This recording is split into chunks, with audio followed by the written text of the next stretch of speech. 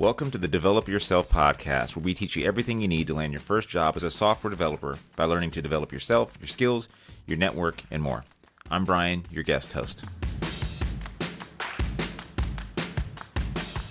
I know about two things pretty well. One, coding. Two, getting in shape. And I usually only talk about number one because that's what I feel most comfortable doing. And that's like the way I get paid and what I do for a living. So I'm pretty comfortable talking about code and stuff like that. It's kind of a dry topic, right? I've shared a lot of advice on number one, and I feel kind of guilty because I know that my secret to success as a developer has actually been something that I don't really ever talk about. It's been my exercise and diet routine. And you may be thinking, what the hell does that got to do with coding? What is this? Are you trying to sell a fitness program? I don't know, but watch and find out. Anyway, shame on me for not telling you about this early. Don't worry, this is not going to become some sort of fitness influencer type of podcast or whatever, and I'll keep going back to more coding-related topics. But I think there's a lot of value in this thing. So we all want to get in shape. I mean, most people do. There's tons of videos out there on it. People are always getting into dieting. I know that winter is upon us, the new year is upon us, and everybody's looking to get in shape. Maybe they want to lose weight for the summer. Maybe they want to spite their ex. Maybe they just want to go shirtless and take a pic and be a douche on Instagram. Whatever. No judgment, right? I got you. Exercise will make you a better coder. I stand by that. It's made me a better coder. There's some science to that as well. You're probably a nerd if you're listening to this, or maybe you want to be a nerd, and maybe you want to know the scientific benefit of working out. And let me just read this verbatim. Regular physical activity improves blood flow to the brain, helps stimulate chemical changes in the brain that enhance learning, mood, and thinking. These chemical changes involve the production of more brain-derived neurotrophic factors, which involved in brain cell growth and learning.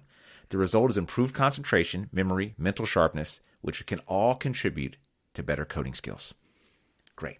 Anyway, who doesn't want more brain power and who doesn't want to just look better, right? You didn't need to know this to understand the power of exercise. I mean, honestly, if you've ever gone running or lifted a heavy weight or done anything that's physically exerting, you know the mental clarity that can come as a result of that. All the science behind it is great to understand that there's actually like some reason behind that, but everybody just knows that intuitively, right? You go working out, you go exercise, you have good ideas.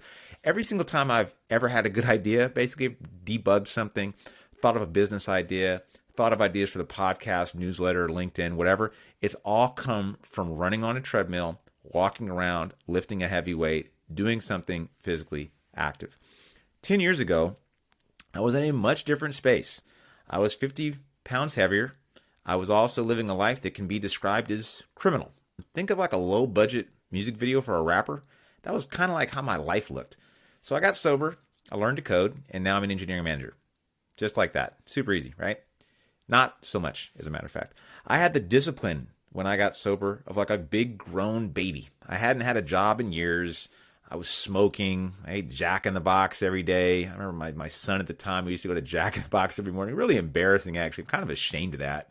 Probably even more than the drinking and all the other stupid stuff I did. Going to Jack in the Box was a big mistake. No disrespect to Jack in the Box. Just eating there every day was probably a terrible idea. So once I quit my vices after an intervention, I had time on my hands. I thought, what am I going to do? I started working out along with coding to pass the time. I got a small high from that running, and I was like, ooh, I like this. So my fitness journey really started as a replacement for the high I got from other things. It was only after a few years of keeping this up that I noticed just how deeply connected and intertwined it was to my success as a software developer. And I firmly believe that. Like, it's been the core, the foundation, I believe, to my success as a software developer has been working out super hard. I would think of my best ideas. Coding is a stressful job, no matter what people tell you or what they see on TikTok. My routine always decreased my tension headaches that I'd get from looking at my screen all day. It kept me like enthused enough to go back to work. I'd go work out at lunch sometimes and come back with great ideas. And I understood the power of delayed gratification. This one is the most important piece. It takes consistency over months, maybe even a year, to see results in the gym.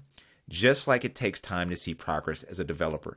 You'll write code every day and feel like you're not making a lot of progress.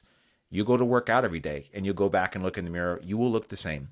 You keep doing that. Eventually your body will change. It will conform and be molded by that consistency. It's like chipping away at stone, right? I see working out as like my superpower. I've been a little reluctant to share it with you. I was worried maybe you wouldn't get it. Maybe you don't care. Maybe you still won't get it or care, but I feel like this is so important that I'd feel ashamed and just like a jerk if I didn't share it with you, right? So now I think I've sold you on the benefits of working out. How do you actually do it? Let's get really practical with how you're going to get in shape. First thing is you need to get your diet in check. I paid a personal trainer a few years ago, thousands of dollars, and I read like 3 books on diet and exercise. And I'm going to give you the knowledge I got for free. Measure what you eat, get enough protein, and be in a caloric deficit. Groundbreaking stuff, I know. If losing weight was that simple, then everybody would have like a big, shiny, glistening six-pack, and they don't. Here's the issue though. Most people don't weigh out their food or track their calories. Instead, they just kind of rely on stupid diets that force them not to eat things like carbs, or they only eat during like a small window of the day. And they think that this magically will work. They may even experience some results from this and then realize like that's not possible. Like who doesn't want to eat bread and who only wants to eat like in 4 hours? I like to eat all freaking day long. I do not want to ever be like on some super strict thing where I can't eat bread and then only eat like chicken in between 12 p.m. and like 4 p.m. Nah, screw all that. So it's about calories in and calories out. Don't overcomplicate it. Calculate your totally daily energy expenditure using a free calculator online. This is like a completely arbitrary, kind of guessy way of doing things. It's an estimate at best. It's okay. It's where you get started at, right? So here's some quick weight math for you, because you are probably a nerd that loves math like I do. There are 3,500 calories in a pound of fat. So if you eat 3,500 calories less a week than you currently do, you're going to lose weight. That's about 500 calories per day. Now that's aggressive. And if you're already small or you don't eat a lot, or maybe you're a woman, that could be way out of your range. So maybe going towards like a 250 calorie deficit. And you probably don't even know where you're at right now. Your total daily energy expenditure varies person to person, your genetics, your workout routines, your habits. Do you fidget a lot when you're at work? Do you just sit down and like go comatose all day? These all factor into how you're going to lose weight. So what you need to first start doing is just start looking at what you do eat, get a base for like how many calories a day am I eating? Okay, am I losing or gaining weight, or am I staying the same? If you're staying the same, that is your baseline. Then you need to drop it. And understanding that math will help you know how much to drop it and get like a repeatable process for how much weight you want to lose. So I worked out for like 5 years straight before I saw a six-pack, and that was really frustrating. So what changed? I weighed my food and I tracked my calories. I still eat cake, bread, tacos, Peeps. I love Peeps. Can't help it. Don't judge me. And I just make sure that I'm hitting my daily calorie budget. I weigh out my food like a madman. It's not that hard. It's really not. I got a cheap little scale. I weigh food out on it, and it's helped me tremendously. Here's what my typical day looks like. I have 2 cups of egg whites, low-fat cheese on them for breakfast, maybe bacon inside of them. Usually I have a couple ounces of beef jerky, which is actually quite a lot. I have 4 to 6 rice cakes, quarter pound of ground turkey for lunch, 2 cups of popcorn, protein bar, little snacks here and there. Maybe popcorn's one of my favorite things. 2 cups of the popcorn is low-calorie popcorn. And then whatever the hell else I want to eat to fill in the rest of my day. I don't want to have everything planned out so methodically and meticulously that I can't like go eat out a little bit. This is also under a very aggressive cut. This is like eating 15 to 1,600 calories a day because I wanted to lose weight, and I'm currently losing a bit of weight right now. I also have, unfortunately, not a great metabolism.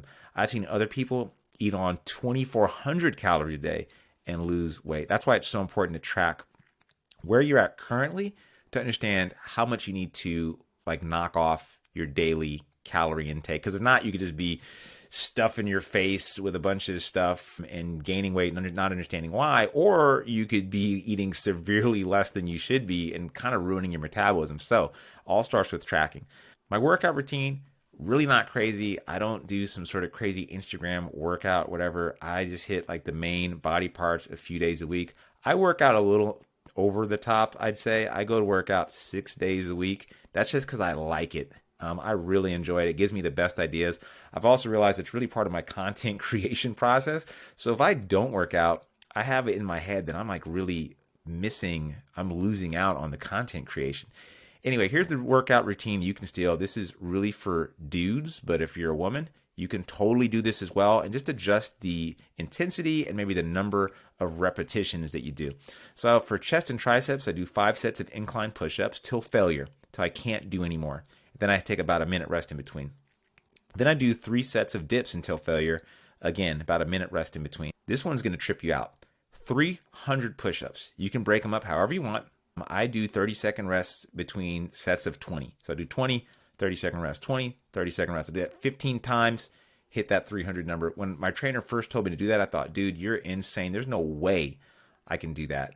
I've been doing it, and trust me, you'll see some results and you'll be sore. If you can't get that high, if you have to go on your knees, do whatever you got to do. The whole point is going till failure. Failure is when your muscle growth will really take effect. And then lastly, 5 sets of diamond push-ups until failure. Usually I'm only banging out like 5 to 10 on these ones. A minute rest. Legs. I know you dudes out there aren't doing legs. I see you in the gym. You don't do your legs. What's up with that? Do legs for sure.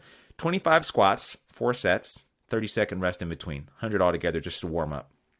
7 sets of 7 jump squats. So you have a 30-second rest in between each set. So when you jump up, you go down, you crouch down. 7 of those. That's going to really get your heart rate going. Then you do 4 rounds of this one. 25 squats. 30-second wall hold where you sit against a wall. Then 10 lunges on each leg. You do that for a round of 4. You do that 4 times. Then you do 25 squats for 4 sets. 1 minute rest period in between each set. That is for legs. By the way, this is all without a gym. So if you're one of those people who's like, oh, I don't have a gym, I don't want to pay for a gym. I did all this. I got in the best shape of my life walking to a park during the pandemic and doing this exact workout routine. Finally, for your back, biceps, and shoulders, 5 sets of wide grip pull-ups until failure. A lot of people need assistance to do that, and that's okay. Do your best with this one. This one may require a gym. I would just go to the park, go on the kids' monkey bars, and just start banging out pull-ups. It's kind of awkward if there's kids there, so I'd have to go really early in the morning or later in the evening, or bring my kids. So that way I didn't look like some weirdo, creepy dude just hanging out at the park, just banging out pull-ups and whatever. 5 sets of close grip pull-ups till failure. 4 sets of lateral raises until failure. These will require a set of dumbbells. So yeah, you might have to go buy these at the store. If you're just cheap and don't want to do it, just skip that one. 3 sets of front raises until failure. That's where you're putting the weight in front of you. You're just lifting your arm up in front of you. And it's important to go till failure. People typically will do I'm going to do a set of 10 or 5 or some arbitrary number. No. Go until you cannot go anymore, until you're feeling a lot of resistance, because that is where muscle growth happens.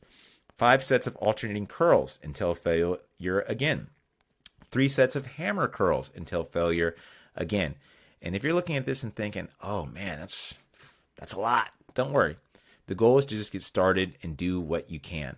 I've experienced the most weight loss from just walking, actually, counterintuitively. I used to run all the time, and I actually lost more weight walking than running. And you may be wondering, how does that work out?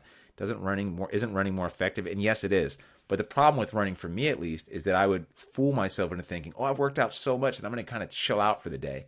And that would mess up my total daily energy expenditure, because that way I'm not working out in between, doing those little things like walking up, going to the refrigerator, or going to play with my kids outside, or do gardening or whatever it is. I mean, all these things count towards your energy expenditure. So walking to me was nice. It clears my head.